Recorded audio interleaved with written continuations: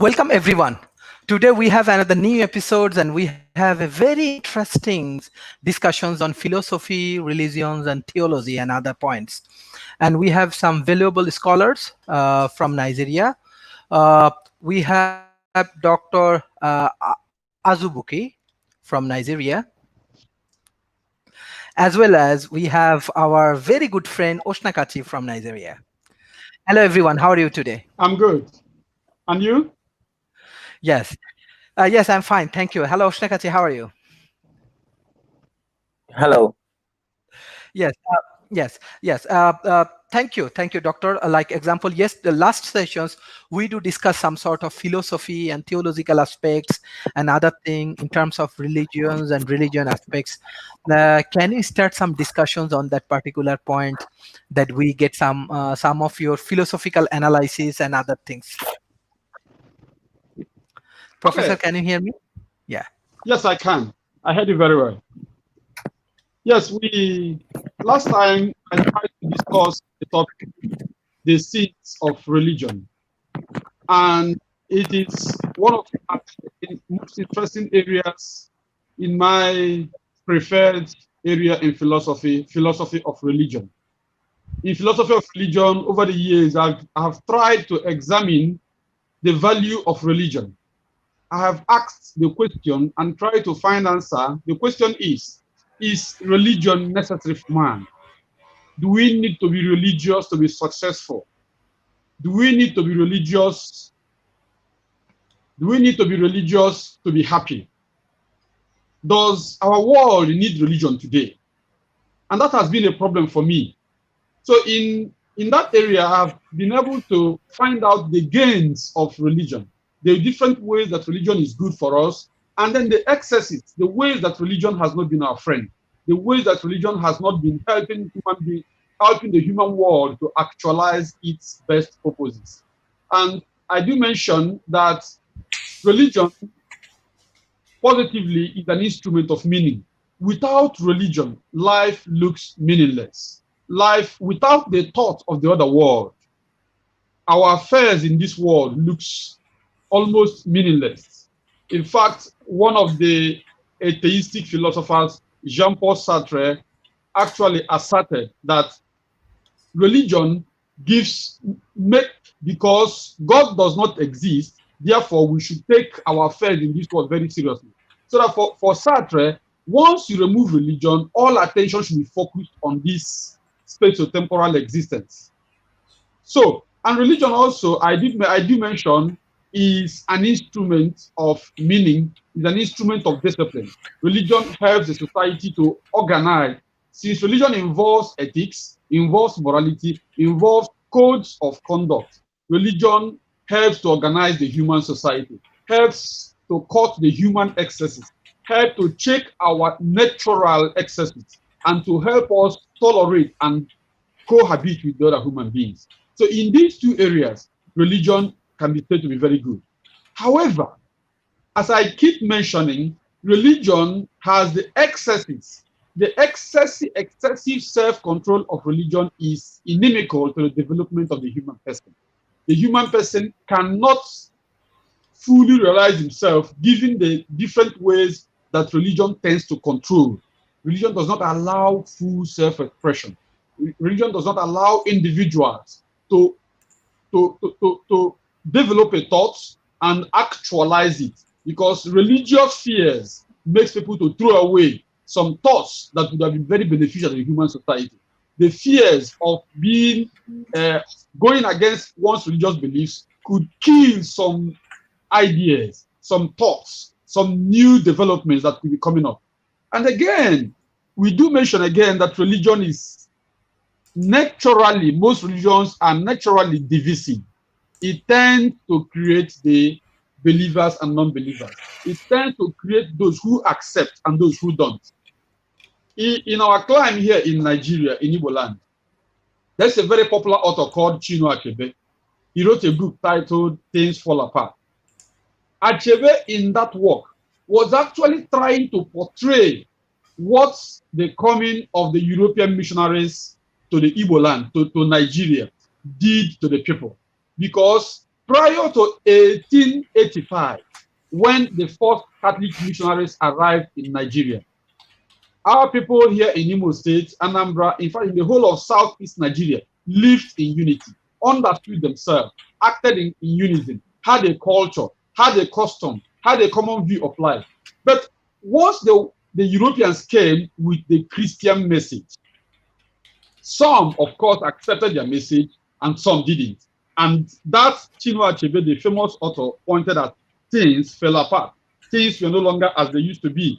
Things were no longer at ease. He had two major books called Things Fall Apart and No Longer at Ease. Things were no longer at ease. So it is in this sense that I keep accusing religion of being an enemy of progress, being an instrument of division, not allowing people to fully understand each other, because there will be no such time when everybody will look at God the same way. There will be no such time when everybody will have a common view of life. There will be no such time when everybody will have one philosophy, one theology, one understanding. Our strength lies in our diversity. Our strength as human beings, our growth, our future lies in our diversity. But religion tends to frown at this diverse nature of human beings. Religion tends to let Muslims feel that Christians are inferior, or Christians feel that Muslims are inferior, and this is a problem. So until religion removes this divisive nature, religion will not be a friend of the human society. Again, in the recent time, religion has been an instrument of war. In Nigeria, for instance, in the last 11 years, there's a group called the Boko Haram that has been terrorizing the whole country, particularly the Northeast. This group claimed to be Muslims, whereas the ordinary Muslim in Nigeria has come out most times to disassociate themselves from the Boko Haram. The Boko Haram is a fanatical group that tends not to convert by persuasion as religion does, but to convert by force, to insist that if you don't accept their worldviews, then you don't qualify to exist. And in this way, they go about bombing, killing, destroying anyone, any group, any organization that do not seem to go with their view. So these are the inimical, very dangerous elements of religion that must be curtailed if religion must become an instrument that will be of good to the human society. Thank you. Thank you. Thank you. I want to take some audience response, and then I want to go to Osinakachi. Humaira Tanzila, she say, hello everyone. Nice to see you all. Hope it will be good discussion. Thank you. Cyber Chioma, okay. Can religion ever remote its diverseness? Isn't it wishful thinking? So I think you can give the answers. Abiaz Mustain, he come up with the comments. I think philosophy is not only mean religion. Please, we want another philosophical aspect like use of technology in COVID situation and other financial conditions in Africa. So Osinakachi, can you please give few of the answers and analysis on the philosophical aspects? And I know that you have a very good involvement with philosophy and research. Yeah. Well, thank you, Mr. Sharif. I wish to use this opportunity to say greetings to my professors and my audience, those who are alive here to listen to what we are saying. So when you're talking about religion and philosophy, I would have loved Dr. Oguchi because he taught me philosophy of religion, but I have a contribution to make with regards to philosophy and the theology in the 21st century. Okay. Now, when you say theology, in recent time, what are we talking about? When you say philosophy in the 21st century, what are we talking about? There are lines that we need to look at, like the point of the futurist philosophy is evolving better off because it is the quest for meaning, and the meaning that you need to look at every epoch is what is for that epoch, because a system emerged because an existing system fails. So when we are talking about and philosophy in our time, we need to look at the place of philosophy in in the life of the evolving man. And we are in the age of AI, artificial intelligence, and we're talking about philosophy of technology, how we can derive meaning from AIs. And there are questions in the place of philosophy. There are things that we consider. We look at things like um, indefinite radical life extensions. We look at things, most of the things that the transhumanist philosophers look into are from the political viewpoints. They talk about placing science in the forefront of politics, and in doing so, there most Christian or Islamic transhumanists feels that the positions uh, put in place by the philosophers of transhumanism contradicts the position of God, because it talks about things like life extension, conquering aging, overcoming death. And the philosophical question there is, can man become immortal? The question of immortality, the question of conquering aging by the declaration of aging as a disease. Can we attain the things like what Kurzweil is talking about, and what Yuval Harari talks about, man becoming God? And some of these questions, most what do you call it? Christian transhumanist or theology transhumanist sees it as a way of actualizing what is written in the scripture. Most of them see it as, maybe since God is incomprehensible, maybe that is the way, and since God is the giver of wisdom and he is incomprehensible, maybe that is the way he wants to actualize this sense, this Christian sense, that there won't be death. There will be a particular time that there won't be death again. Now we say, maybe our ways, like for instance, what happened in the past, like in Israel, people say most persons are still waiting for the Messiah to come, and some believe that the Messiah had already arrived some time ago. So they are saying that maybe this way of conquering death could be a way that God wants to put in place, but we are yet to understand this system of God. So these are the things, the lines that I would have loved my professors to look at, since they are experts in that field. Now, when you say, look at the divisive nature of religion, you say, like Cyberchioma asks, that do we think that there will be a time that we remove that divisive nature of religion? I think Professor Oguchi answered this question last time. He said that if we understand that this idea of Christianity, Shintoism, Islam is just human formation, human creation. If bearing in mind that we have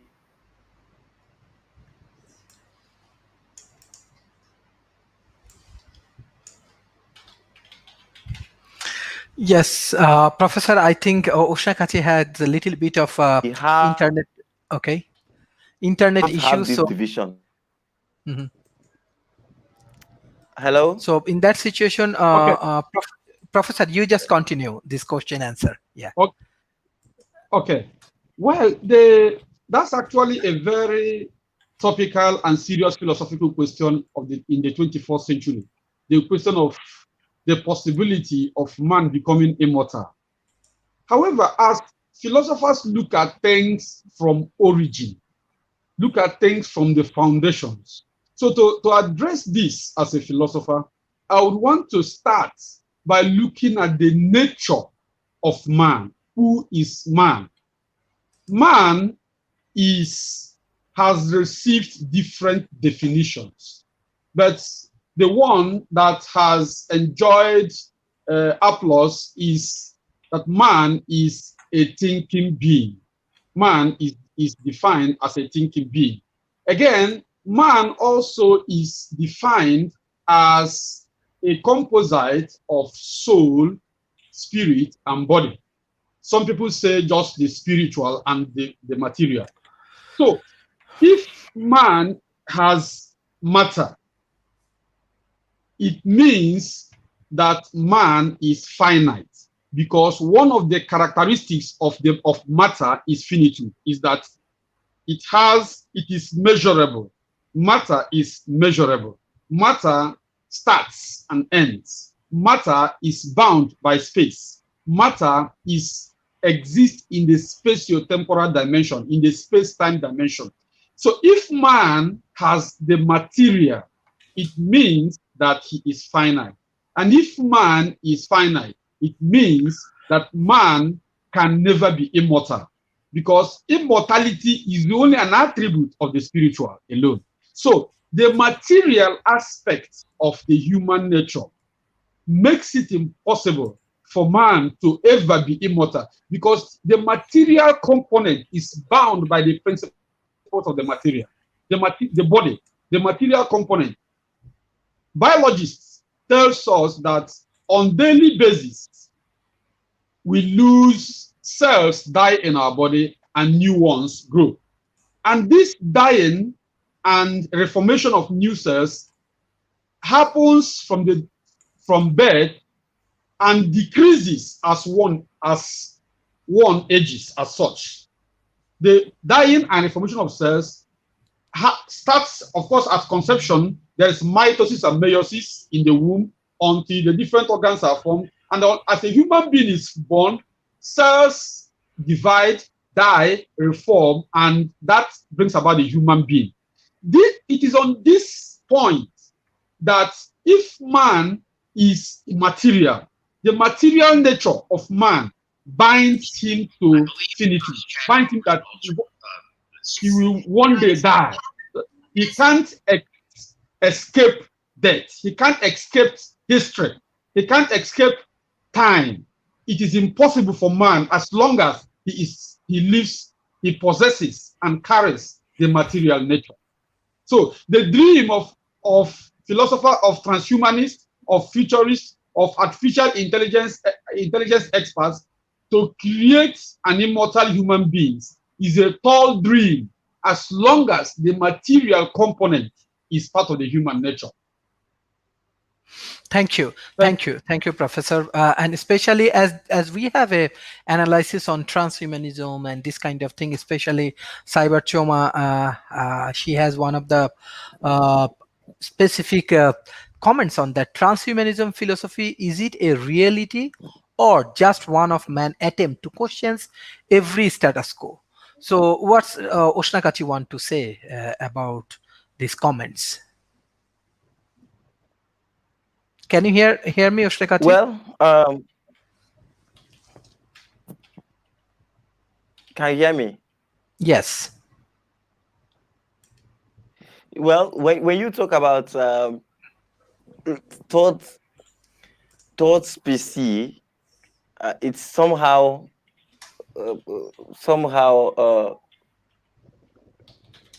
a big statement to digest.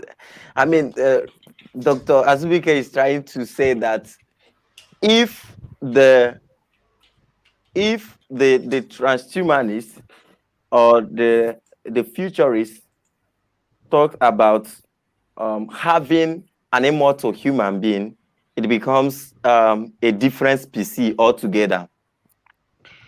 But I think there is more to that. No one can claim to have understood or have a holistic understanding about the nature of man. The anthropological nature of man evolves exponentially in recent time. And if you look at the approach is that the futurists, the singularitarian, are trying to apply, they will see, you agree with me that for me personally, I, as a member of the International Longevity Alliance, I believe I agree with the biologists, the Aubrey de Grey's segment or section group. We have what we call the technological life extension, and we have the biological. Now, the technological life extension, in the technological life extension, they talk about things like augmented reality, merging of the human person with machines, which most philosophers refuses to agree with, because they tend to see it as objectifying the human person. Because if you merge the human with machine, it's no longer the ontological nature of the human person is compromised. It becomes biotech stuff. But when you look at the biological life extension principles, things like the declaration of aging as a disease solving biology, trying to see a way of solving aging with rejuvenating and regenerative drugs, understanding that our cells dies off at a particular point in time, but helping so as we won't shrink as species, we maintain a better skin, and we go back to nature without defeating our some of these principles that guide or the definitions that explains our nature as a species. So for me, they are not trying to create another type of human being. We know everything that we do, even our very nature of self-preservation, is informed by fear. And it is because of the fear of death that most of them, they are doing this. You agree with me that we must have be crying about one person that is not there for us again, or the loss of a beloved one. So it is necessary that we look at things like this critically, without just saying, just like back then in school, if you during when we were doing bioethics, if you try to project some of all these current philosophies, most persons in class will be shouting, ban it, ban it, but without having good understanding of what they are saying. Why are you banning what you don't understand? We need to pay more attention to this. Look at the principles that works. We don't know where we are evolving to. We don't even know what we are like. Sometimes I've asked, are we evolving as PC, or are we devolving with these philosophies that is coming up day in, day out? Things like singularity and all that. So these are the things that I would have loved us to look into critically. These are philosophical questions. Are we evolving with some of all these philosophies, or are we devolving as species? Thank you, Osinakachi. Professor, I have specific things. Let's say, like in present situations, science and technology moving forwards and moving forward. Let's say artificial intelligence. We are talking about science develop in many ways, as well as we are talking about like many things happening around the world in the COVID situations. My question is that actually how these human civilizations get more success with the combinations of socials and science and technological combinations. What your advice, what's your guideline, what do you think that how we can getting more success, and in this pandemic situation how we can overcome? Yeah. Okay. Well, the pandemic and the 2020 experience is a novel one. It's in my living experience, this is the first time I'm seeing this kind of a situation that shuts down almost the whole world, shuts down the whole sectors of politics, economy, education, sports, and all aspects of human life. So, well, for philosophers, existentialist philosophers particularly, the first approach to a difficult situation is acceptance. The first way to approach a difficult situation is to accept. Well, when you fail to accept your situation, existential philosophers call it bad faith. I mean, pretending that what is not the case. It is called bad faith. So the first approach is the human world, the human society, understanding, accepting that this is the reality on ground. And then once this acceptance has been taken note of, that this is the human situation, then the richer countries should be able to have a way of giving a helping hand to the poorer countries. Because in our global world today, what affects one part of the world quickly spreads to everybody. Of course, the COVID-19 experience, just on 31st January 2019, a small city in China called Wuhan experienced COVID-19, and within a few months, it has spread like wildfire all over the world. So that we should be our brother's keeper in our global world.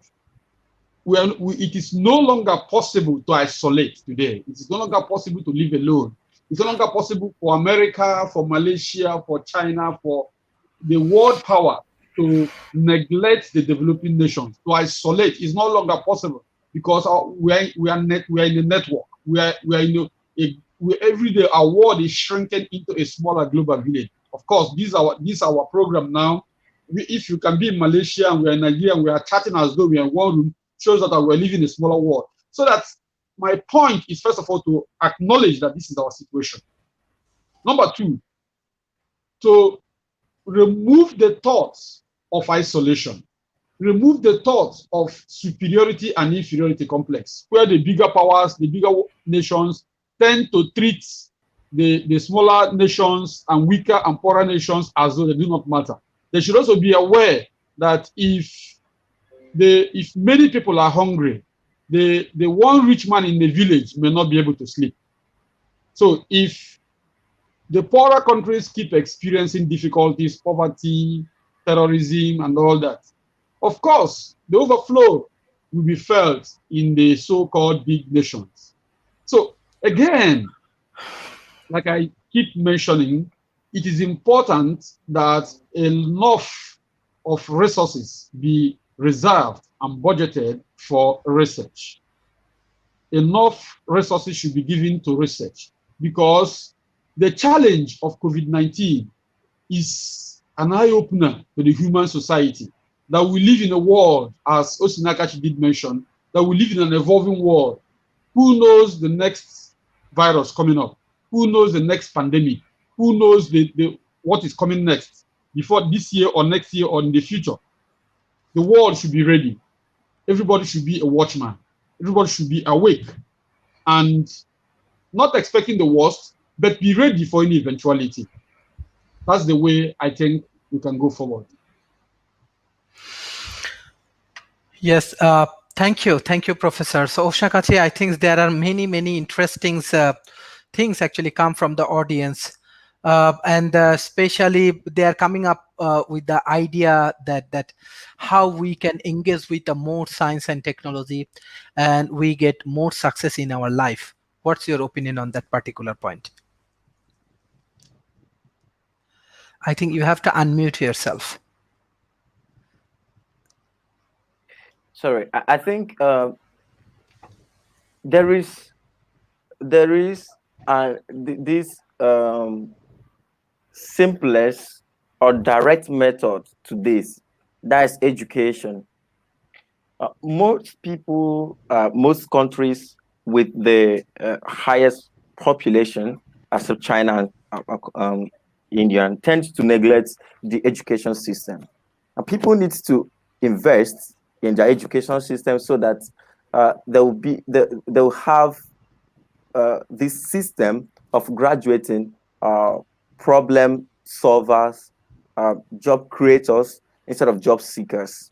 Because if you have a good education system, you'll be able to generate or train people who can provide solutions to problems, and not people that complain about problems and challenges. When you have people who can think very well, people who can look into situations critically, they'll be able to handle critical situations. Like in Nigeria now, if the COVID as it is happening in United States, I don't know the type of COVID we have in Nigeria. If the COVID we have, the COVID in United States tends to happen in Nigeria, it will be like a weapon of mass destruction, because we have nothing in place. We end up praying, we end up having crusades, we end up going to prayer houses because we don't have good system, we don't have good medical universities, we don't have good hospitals. Not that we don't have good people to operate in these sectors, but there is no system in place to make them the best in that sectors. So that's why, and that's one of the reasons why we're having brain drains. So if all the experts in Nigeria have to travel to United States, need to travel to Canada or UK to prove that they are the best in their sector, then there is a problem. And if such situation arises in their own country, they keep on they'll remain helpless, and they keep on praying, because that's what they have. Because as a result of their hopelessness, we have to look for a God that will help us. We have to pray to God to come and intervene, because miracle and all those things happen when there is no hope. When all hope is lost, then divine intervention will take place. So that is it. So they need to build a very good education system, learn how to invest. Like I did explain last time when we met, talking about these things, the youths in Africa. I said people should learn, countries in Africa should learn how to use this idea of tax waiver to build their education system. If the government don't have good fund for education, let them say, okay, if you want to open a company in my in our country, you have to pay so and so amount to the university, and if you pay this amount, you won't pay tax for 2 years. Now that tax waiver will encourage people, and these persons will invest in the university, and because they are investing there, they negotiate with the university and say, this is what we want. We want noble errands, we want what they call it. We need people that here that will avail for us patents. And from there, this idea of property rights will come into place. The country, those people generating these ideas will look for the right. They will need patent. They will need those sense to say, this is my idea. Not in Nigeria now. If you bring up an idea, before 2 days, you will see another person making use of that your idea without your permission. You produce a book, before 1 week, you see another person printing it, making sense, and you, the author, will be dying out of hunger. So that is it. So these are the things. They are little things, but they matter so much. When you start putting this thing in place, people will be motivated to think for their country, to think for the societies and all that. We all need motivations, and these are part of the building of science and technology, and that's why America is where they are now. So because they have this sense of property rights, patent rights, and all that. That's why they are growing in science and technology. So we must not be blaming the government always. The society should start thinking towards social entrepreneur. If you don't have, if there is something that you don't like in the society, you propose a solution to it, and this sense of crowdfunding supporting the idea should come in place, and from there a better nation, better persons will start emerging. Thank you, thank you, thank you. This is very good idea that what you are thinking about social entrepreneurships as well Yes. as like even in Malaysia, actually social entrepreneurship now like playing a very good roles. Even microfinance and this kind of things with the combination of Islamic finance, they are also playing a very good role for developing human resources. And definitely, what I see even Malaysia also a education hub and research hub. With the combination of these things, I think in ASEAN they become a very good model of like truly Asia and very strong economy. Even in these pandemic situations, they are also playing very good roles. So I want to take more questions from audience for our professors. Shohel Rana, he asked you a question: is it better for a person to have a broad knowledge based or a deep knowledge base? What's your philosophy? On the other hand, he has Araf Mehraj has another questions. Doctor, does hardship make a person stronger? If so, under what conditions and what point is it too much hardship? If not, what make a person stronger? What your philosophical aspects? Yes, I think he wants to know about hardships and this kind of things, and another person want to know about knowledge based and different deep knowledge based. And I think he wants to understand the broader aspect of knowledge and deeper aspect of knowledge, and he wants to know about your philosophy on that particular point. Okay. You asking me, Prof? Yes, Oshnakachi Are want you to say asking me, something? Prof? Yes. No, no, I prefer Prof say. Let Prof Yeah. say first. Yes, Prof. Yes, Prof. Please. Yes, Ed. Yeah. Okay. Well, in philosophy, we prefer broader knowledge of everything than deep knowledge on just one or few. Because in philosophy, the concept of wisdom, the concept of philosophical wisdom is generality of knowledge. Having knowledge of having a little idea of almost everything if possible. So, and philosophers prefer this because the 21st century is marked by fast evolution of ideas. Ideas keep coming and going, and that rubbishes the idea of specialization. That means that a specialist today may suffer more than a philosopher, because a philosopher may not know very deep about a particular area, but a philosopher is ready to move with the time. So, I mean, in essence, in philosophy, broader knowledge pays off.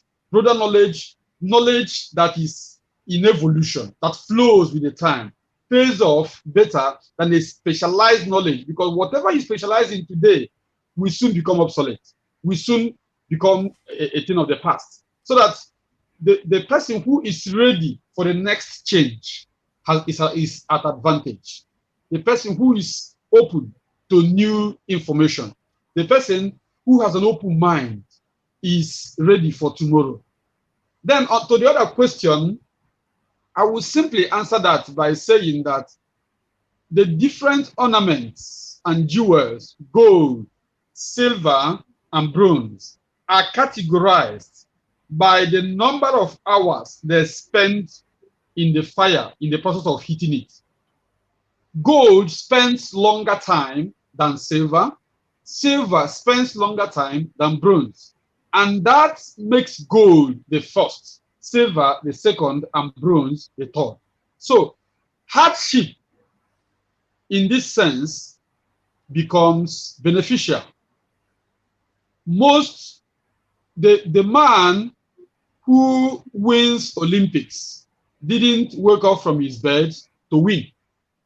The man who wins a football match or any competition must have gone through difficulties practicing, must have overstretched himself, getting ready, dotting I's and crossing T's, overstretching, sleeping less, eating less, doing many things. And it pays off when he wins the coveted medal. So that in a sense, hardship has its own benefits. However, we're not trying to crown hardship. We're not trying to crown difficulty, because life should not be defined in hardship. Life should be defined in fulfillment. Life should be defined in being fully human. So, to recap, I'm saying that broader knowledge is better today than specialized knowledge, because broader knowledge keeps you on the run, keeps you on the go with the time, and then going through difficulty prepares you for any eventuality, because whether we like it or not as human beings, life throws up challenge every day. And the challenge that will come up tomorrow is yet to be known. We are surer of today than what will happen next. So the man that is ready for tomorrow is actually stronger than the man that is ready only for today. Thank you. Thank you, Professor. There are actually many core questions from audience, especially Osinakachi. I think you have a question from audience. Abbayaz Mustain. He asked you a question, Mr. Osinakachi. If every neuron in a human was accurately simulated in a computers, would it result in human consciousness? Yes, I think Tom Ross is working on something that is working on a project, emotion in AI, and that is the place that I'm investigating on as a theorism thinker, how to control the emotion of man with this sense of simulation of the neurons in man. So we know that someone like Zoltan Istvan, has this idea of cyborg that chips in his brain, and he's not just one. There are many transhumanists with chips in their brains and mind, this sense of mind uploading and all that. And we know that what's his name? He's talking about Neuralinks, which will be coming up as soon as possible, and the test run is already in vogue. So if that is where we are evolving towards, of course, we can't just stop it by saying ban it. But what we're looking at is the ethical implications of such ideas, the ethical implication of controlling man with machines and AI. And controlling man with AIs and machine won't make man again, because the idea of freedom, free will, and will become something in question. The sense of determinism also becomes another thing in vogue. I'm working on a project that I titled "The Future of Property," because if we start having this sense of mind uploading and stuff like that, who owns when the person is no longer there? Who now owns what the person has labored for, what the person has read, everything in the person's right? Now, this is also related. Recently we have been talking about what they call it, software SIM. So there is no longer this sense of physical SIM cards. So you can just have no SIM card phones and all that. We are now simulating everything to password. We are now simulating everything to codes. And as we are simulating all these things to code, we will soon start having problems with them. And if we start codifying everything, linking them to machine, making you part of your machine, it also now relates to what Rene Descartes, the philosopher, was talking about, res extensa. It becomes another method of res extensa in the 21st century becomes the extended part of you that you have uploaded in a machine. We now give another definition of res extenda, which is no longer as it was defined by Rene Decker, but it informs us that the possibility of, or the new definition of res extender will be the uploaded version of thyself. And it is not totally wrong, but we need to put an ethical checkmate so that people will not destroy ourselves, will not be like the case of Bertrand Russell that said, I'll be waiting for a God that will come and destroy the world, and we destroy ourselves by ourselves. So those kind of things. So we should look at ethical checkmate and put ethical implication of some of these actions and inactions. But there is nothing totally bad or wrong with that. If my grandfather has an uploaded mind of all that he studied, all that he all the proverbs, the histories and analysis he studied in the past, I just easily go there, take some of the data, or even update myself, update my version, just as we update software. I upload mine to his own and no more. There is nothing bad there. Thank you.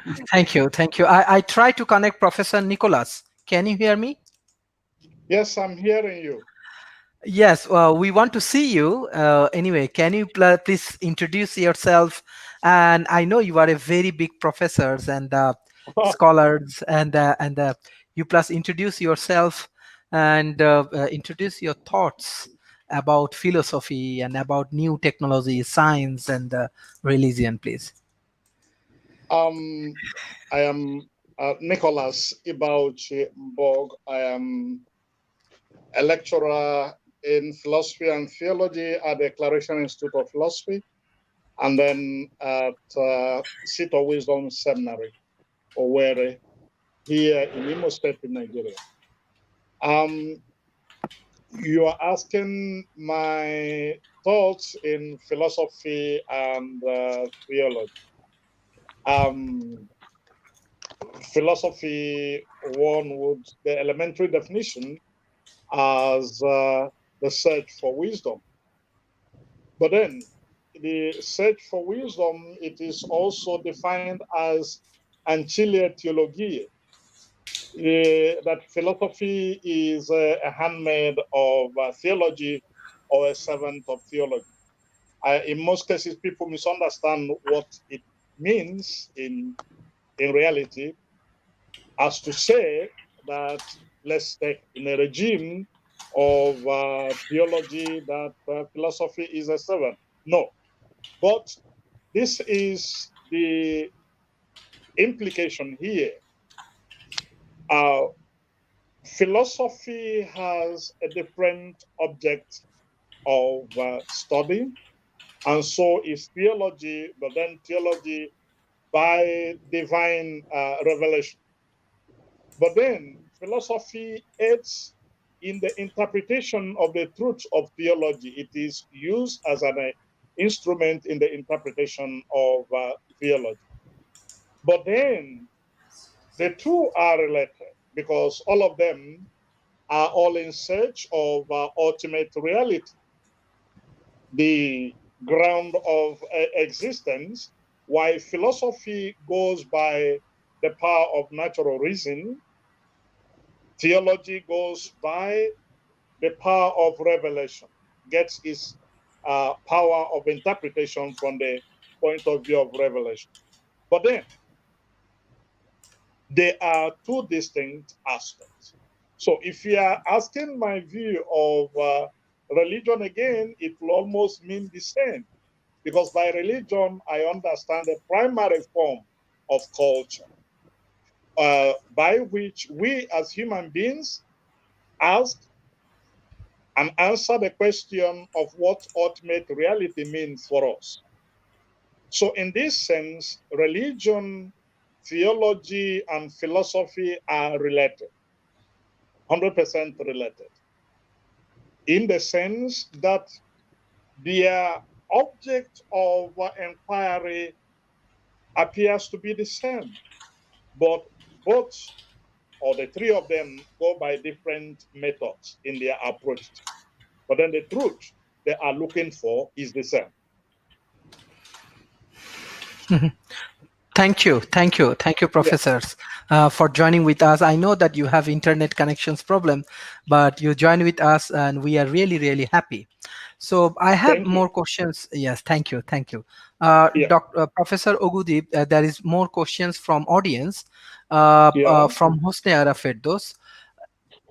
If you start a country from scratch, what it be like? What you want to do? Like, let's say you If I want to want to develop. start a country, Yes, if I like want to from begin a country, countries from scratch. Let's say you want to build up a yeah, country. Let's say you want yeah, to build up something like Singapore, and you get a yeah, country, and you want to build up from your own visions, and with your own uh, thoughts, and with your own policy, you want to build up a new nations. What's the yeah. idea? What the science and technology you want to implement? How you want to rearrange and reorganize the education system? I think this is the I questions would from not audience. want to. Yeah, I would not want to begin a country from scratch because nobody begins from nowhere. There must Mhm. be something upon which to build. But then, if you're asking me what are the changes I may make or may introduce, the changes I may introduce would be one in terms of education. One of the failures of modern education today is the failure to take the humanities seriously. People are emphasizing technology or science. Nobody can do any branch of human study without a good knowledge of the humanities, whether it is in the area of philosophy or in the area of economy or any aspect, technology itself. Herbert Marcuse had what he calls the one-dimensional man, a book by title One Dimensional Man. And that was his critique of modern day technology that has somehow forgotten the man himself, the human person himself, and pay lip service to him. So the dignity, the person of the human person must be taken seriously. Secondly, I would want to go to one of my good teacher, philosopher, Emmanuel Levinas, in the sense of the otherness of the other. Because in the other, you can find a lot that you yourself, you don't have. So education must be education that is geared towards coexistence, cohabitation of both human beings and the general environment. In this sense, I am talking about environmental ethics, taking the environment seriously. Nature is one of God's gifts to man. And so to destroy nature would also imply in destroying the whole of humanity. And so we must also pay attention to the preservation of nature itself. And that is one education I would introduce. And so the question then would also be creating this very consciousness, the consciousness of the other, that the other matter, the consciousness that also the environment matters. Look at the struggle the whole world today is the coronavirus. And the coronavirus, there are too many speculations as to what is the origin or as to what caused the pandemics. But then, what people are not paying attention also to the destruction of the environment that is going on in the Western world, in China, a lot of pollution that is also destroying some of the even natural viruses that should protect the human person himself. All these are part of education that must be reintroduced to engineer a new country and a new generation of people that take themselves serious and take nature serious. Not artificial intelligence, not technology without a human face. Technology must have a human face and must bear the imprint of respect for the dignity of man and nature. Thank you, thank you, thank you, Thank professors. I want to take few more questions because our professor actually joined later. That's why you. I Yeah, want to take more of your insight for our audience, yeah. with the permission of our today's guest, our another professors and Osinakachi.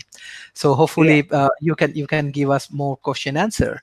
There is another questions from Muhammad Shoail Rana. He asked you a question that is poverty in society inevitable?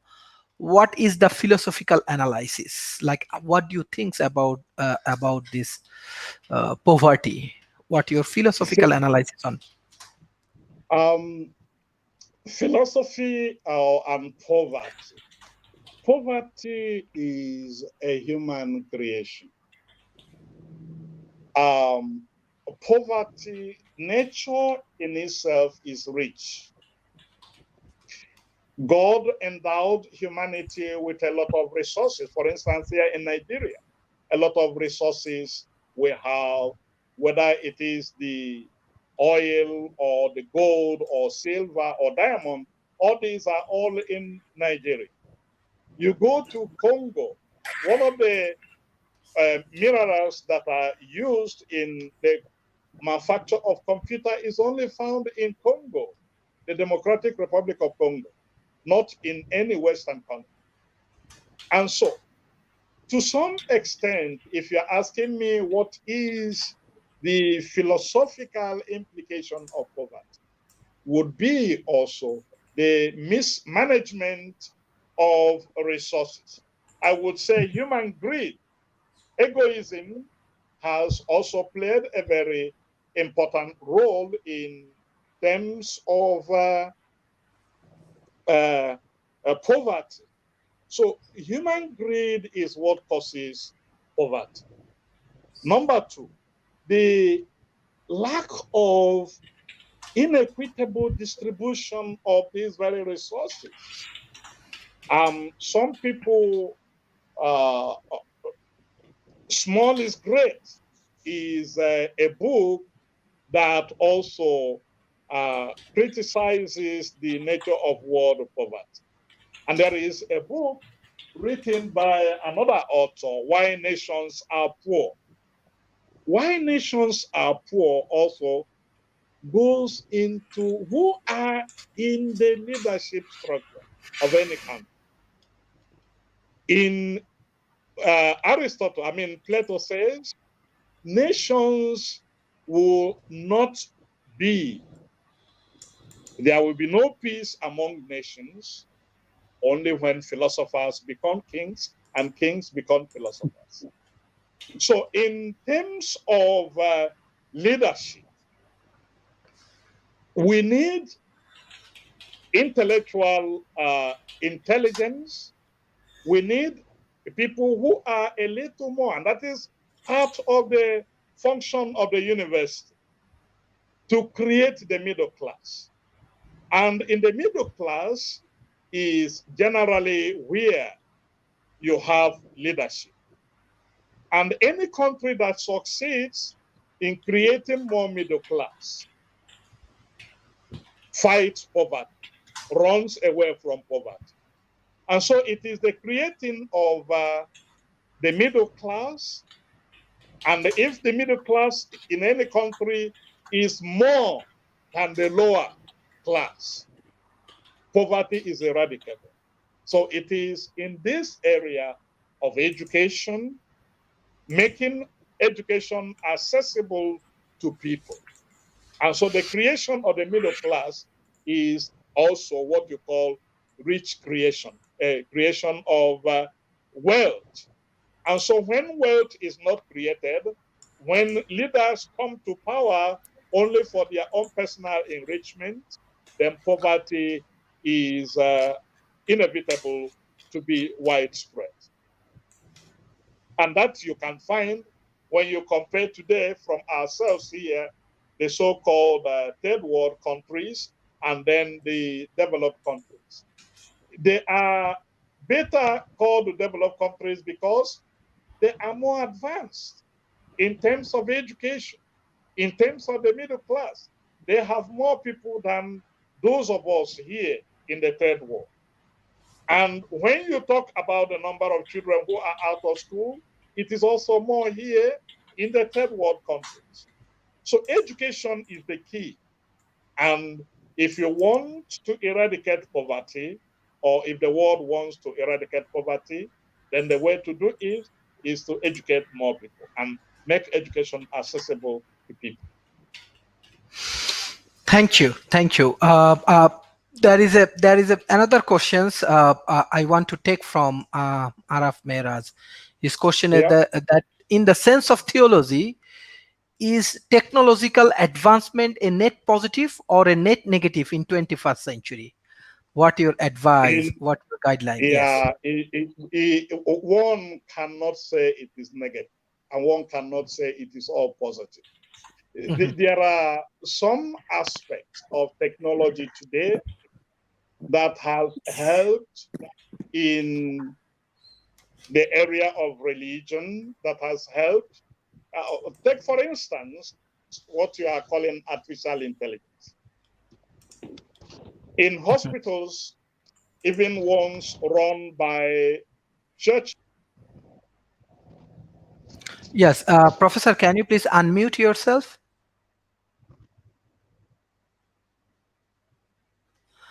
Professor, can you please unmute yourself?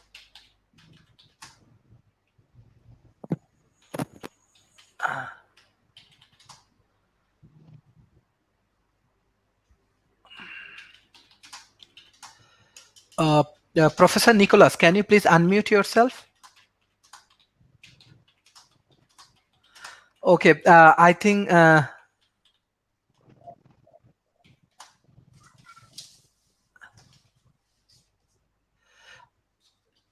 yes, Professor Ogudi, can you please continue? I think he need to unmute yourself.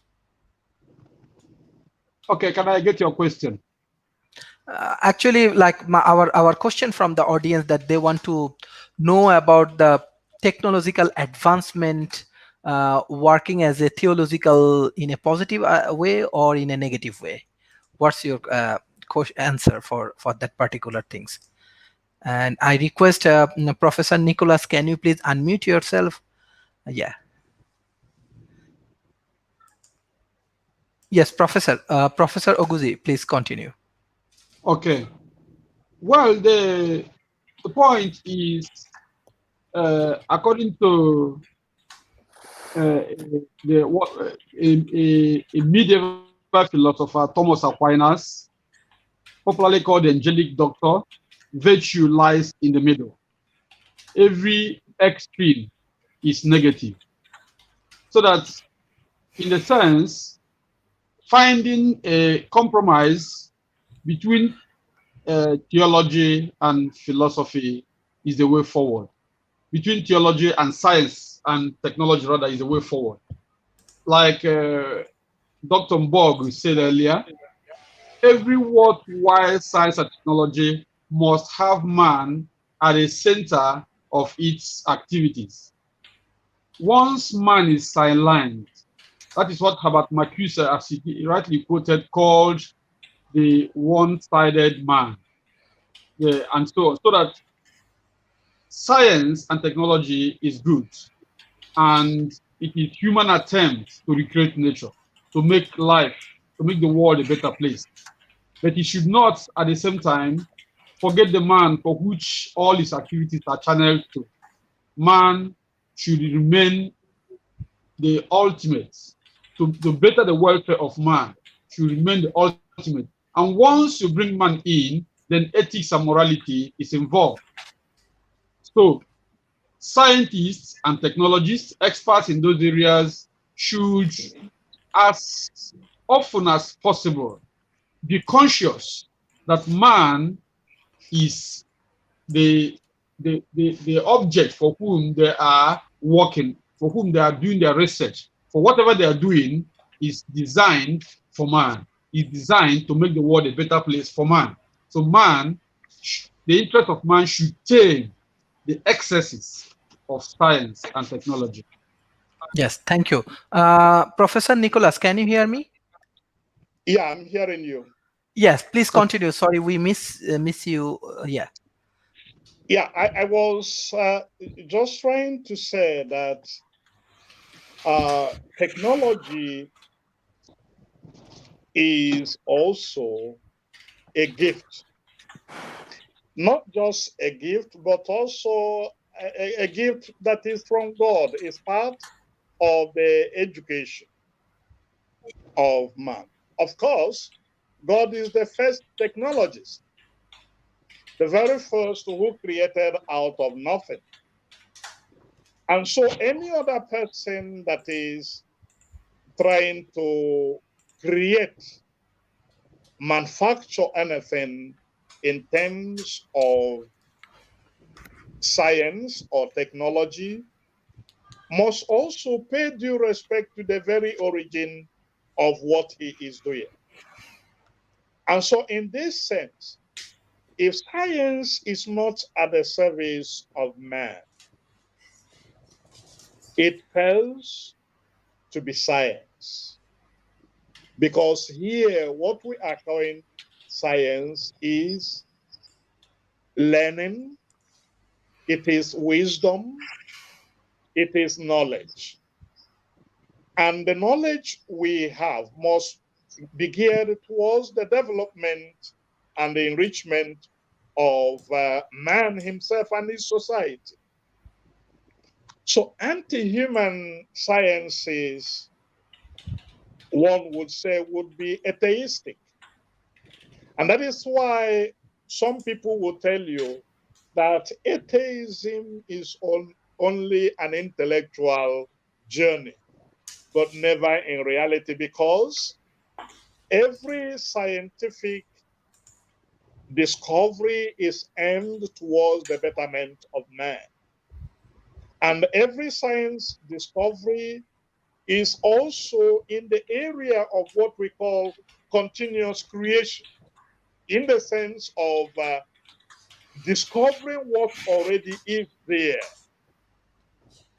and then making it available to the world as a new product. So, in this very sense, our scientific research must have a human first and must also have the interests of man and society at heart.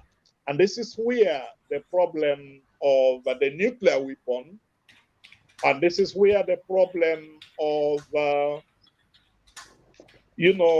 nuclear technology comes in, because nuclear technology here would no longer be paying attention to future generations if what we produce destroy the environment, if what we produce pollute the waters, if what we have destroy nature from its roots, then it is anti-human.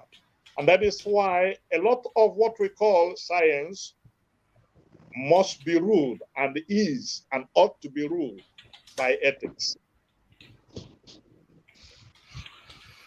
Yes, thank you, Professor. There are many interesting questions and idea actually coming from audience. But beside that, I Yeah, want to go for some specific things. yeah, Let's say you are talking about knowledge, as well as you are talking about we have a lack of resources, and poverty basically come from this uh, resource management and this kind of things. So what do you want to share about this African continent and about this Africa?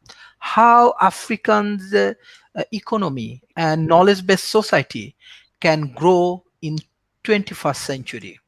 And most importantly, how actually economy and philosophy what's the relations in between them?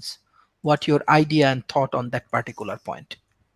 Of course, the economy and philosophy has a lot to do. Those who go into the area of social ethics or into the area of, we'll talk about business ethics. How do I do business with the other so that it respects the interests of the other? And so when we come to the African economy as it is, like I said, education is the key. And in the 21st century, it is not just education or literal education. And this is where people will start looking at people like education from the point of view of pragmatism. William James, or in the area of pragmatism, so to say, technical education. And that is where, even when you look at into Plato's Republic, the Republic is divided into different people. You have the artisans, and the artisans are generally the generators of the economy, while the intellectuals might think out what to do. It is the artisans that produce. And this is where, again, technology and economy comes hand in hand. In terms of agriculture today, many African countries will be very, very rich if there is a level of mechanized agriculture in Africa. In terms of mineral resources, the management of resources, look at Nigeria, for instance, where we produce crude oil, export it for others to process for us, and re-import it. And so before we export, re-import, and then the price is higher. And people are inflicted by this very lazy attitude of leaders that don't know the mechanism of economy. And so we must enhance the factors of production if the economy has to improve in terms of Africa.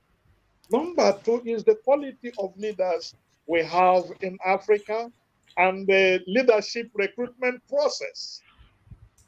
In Africa, we don't have leadership recruitment process. Angela Merkel is the chancellor today in Germany. But before becoming a chancellor, she was picked up by Helmut Kohl as a young member of the German Christian Democratic Party, CDU. And she was only going with Helmut Kohl as a personal secretary. From personal secretary, she was introduced into the hierarchy of the party. And from the hierarchy of the party, she became a minister. From being a minister, she became a chancellor. And of course, the best chancellor in German history after Adenauer. And so the question of African situation is a question of leadership recruitment process. We don't have it because leadership recruitment in Africa is a partisan recruitment. And in Nigeria, for instance, it has been the military heritage. Our former president was a former military head of state. The present one now, worst in any history of Nigeria, also a military head of state without any education, without any idea of how to manage people and the economy. But he is there.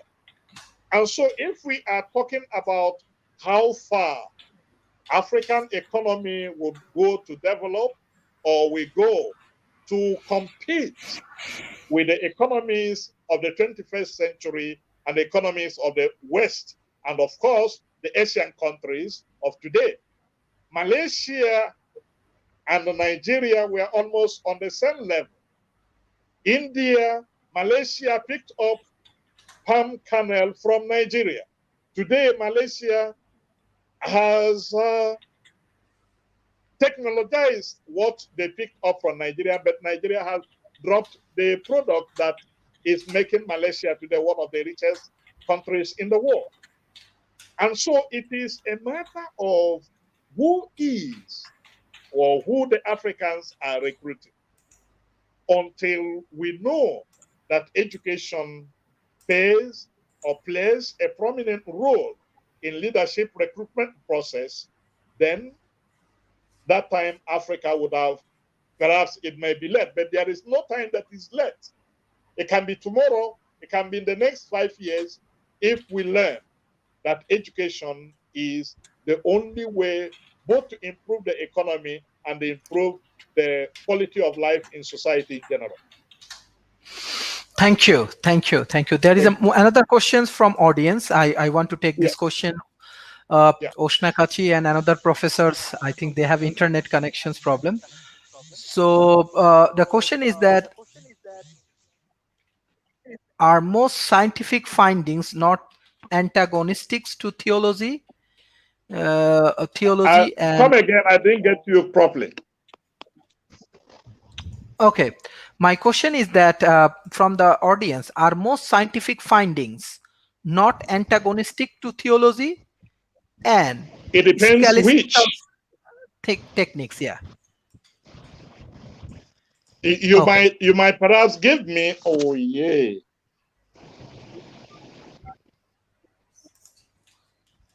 Professor Nicholas, can you hear me?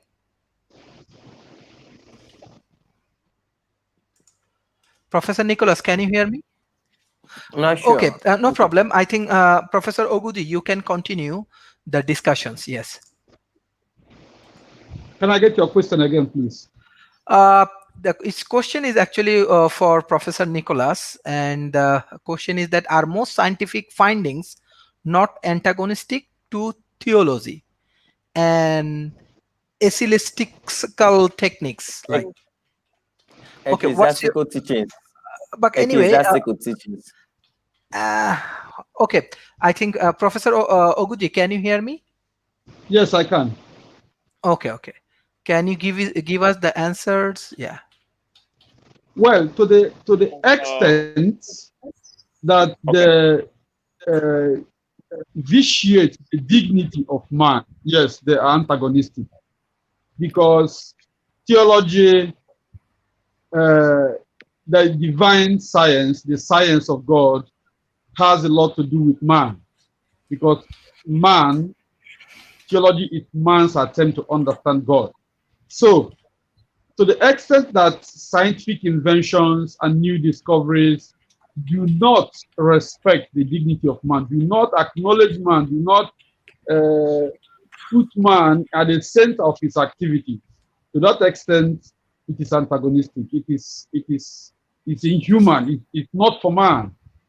To that extent, such excesses should be cut off, because theology advances the revelations of God. Of course, we know we have two theologies, revealed theology and rational theology, otherwise called theodicy. So in this sense, in this discussion, we are actually particularizing on revealed theology, where Christianity, Islam, and different religions find themselves. So to the extent that scientific innovations and discoveries and manipulations do not respect God, do not acknowledge the finitude of man, do not acknowledge the almightiness of God, to that extent, it is antagonistic. Thank you. Thank you. Professor Nicholas, can you hear me? Yeah. Yes. Yeah, I'm hearing you. Yes, thank you. Again, okay, I wanted to say something. if scientific discoveries are antagonistic to religion. Dr. Oguchi has already indicated that or like I said earlier, any science that is anti-human or anti-social could not be considered a science. And in such cases, such discoveries, like if you talk atomic weapon, or you talk of the destruction of Hiroshima by the nitrogen bomb by the Americans during the Second World War, or today the use of different chemical weapons in warfare. To that very extent, such discoveries are unethical. And we say they are unethical because they are antisocial, anti-human, and anti-progressive. So any scientific discovery that is antisocial, anti-human, would be said to be antagonistic not only to religion, but to nature itself. And so, as such discoveries must be minimized and must be discouraged. Okay, thank you. I want to take a last question from audience. Shahinul Islam, even Abiyaz Mustain has question, but it's Osinakachi. I think Osinakachi has meeting or something anyway. So Shahinul Islam, his question is that it's a nice discussions. If you could teach everyone in the world in one concept, what the concept would have the biggest positive impact on humanity? I think Professor Nicholas and Professor Oguchi, both of you can give these answers. And if you add the concluding remarks for World Talent Economy Forums, so we will be really happy. Professor Nicholas. Let me get clearly the question. Yes, like he wants to know one concept which is actually really helpful for the global community. For the global community. I and the other. I will take that as a global concept. I and the other can be I and the next person. It can also be I and the next culture. It can also be I and the other religion. So the world in which we live is a world where we cohabit with others, where we also cohabit and live in an environment. It is also a world in which there are so many religions, Islam, Christianity, Buddhism, or Hinduism. All of these are channels through which the human person improves himself. And so in that sense, one concept that will be very globally acknowledged is this respecting the otherness of the other. And that is why I use the expression I and the other. And Emmanuel Levinas will be talking to you about the other as me, the face of the other as you. And so in the face of the other, there is always, according to him, a divine commandment that faces me. Thou shalt not kill. And this very divine injunction I read in every face, whether the white man or the black man, whether a Christian or an atheist, whether a Muslim or a Buddhist. Our commonality, the humanness of each person runs through in us. There is no Asian blood. There is no African blood. There is no European blood, and there is no American blood. They are all human blood, and they have all the same color. And so in this very sense, what unites me What binds me to the next culture is respect. What binds me to the next person is respect. What binds me to the other religion is also respect. And so this reverence, I would say, before the other culture, before the other religion, before even your own freedom or opinion, should be a global form of ethics that everybody should be aware of, in my Thank, opinion. thank Thank you, you. Professor Oguji. Yes, what you want to share one concept for this world, which is actually really helpful for this humanity and for this present world. Okay, well, let me speak through my most revered philosopher, Soren Kierkegaard. The individual is important, just as the society is important. The individual cannot exist alone, just as the society cannot exist without the individual. It is the individual, it is individuals that make up the human society. So when the individual respects the society, just as the society respects the individual, we will have a progressive human society. But societies that suppress individuals in favor of the society, or societies that suppress, or individuals that suppress the society in favor of their own ideas, we will have chaos. In this sense, I want to close this discussion by saying that to create a world controlled solely by science and technology, by the material, uprooting religion completely, will eventually give us a world without meaning. Life will look meaningless and useless. So that the benefits, the good aspects of religion should be upheld, while the excesses should be cut off. Just as the good aspects of technology should be taken advantage of, while the excesses should be removed. That way, we have happy human beings in a progressive world. Thank you very much. Thank you, thank you. This is actually really nice discussions, and we actually get a lot of good concept on theology, philosophy, and most important thing is that we understand that global community, we have to work together. We have to build up our better education systems. We have to do develop our ecosystem. We have to engage with modern science and technology, and if we have any kind of barriers or anything, we have to overcome together. And most important thing we get from this session, that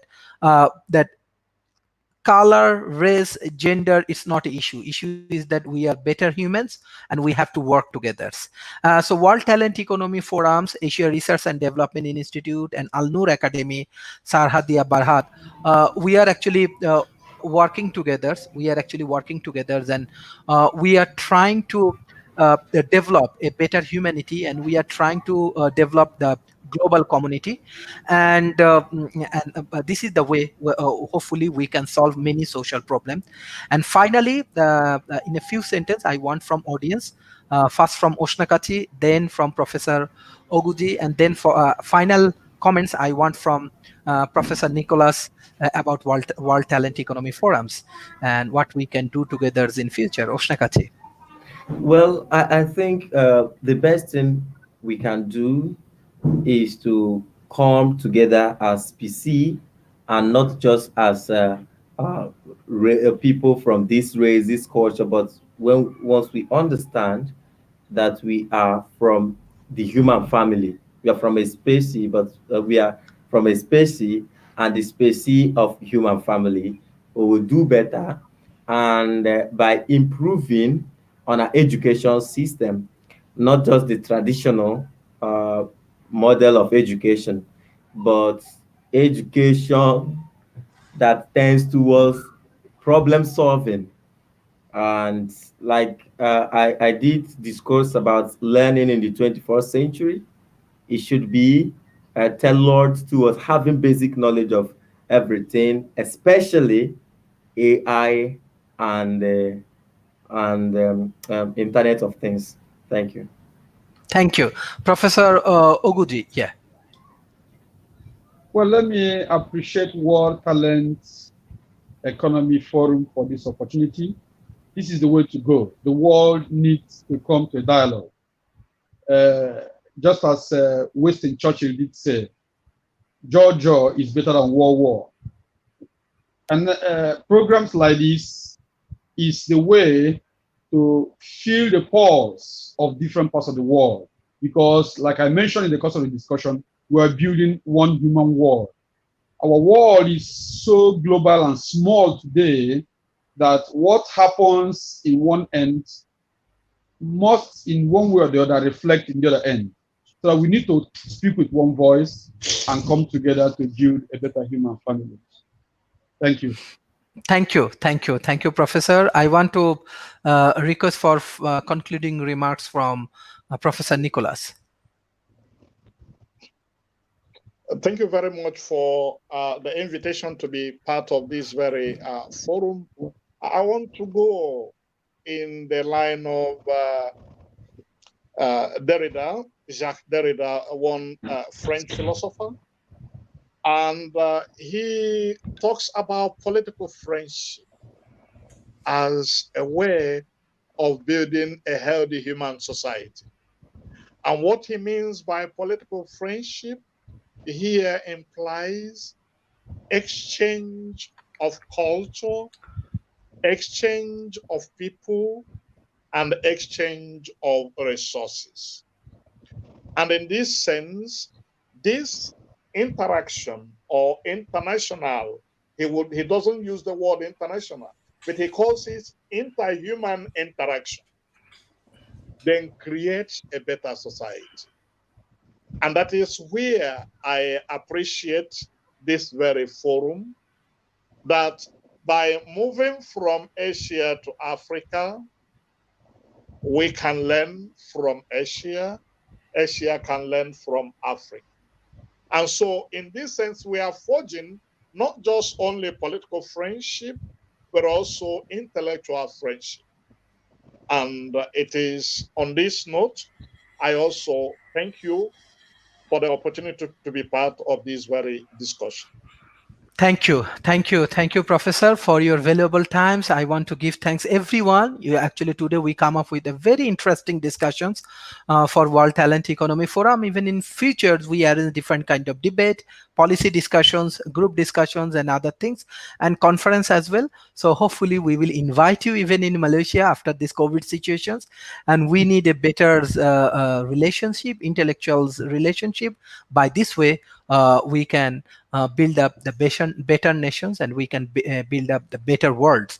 Thank you for your valuable contributions. Thank you, everyone. Thank you very much. Yes. Thank you.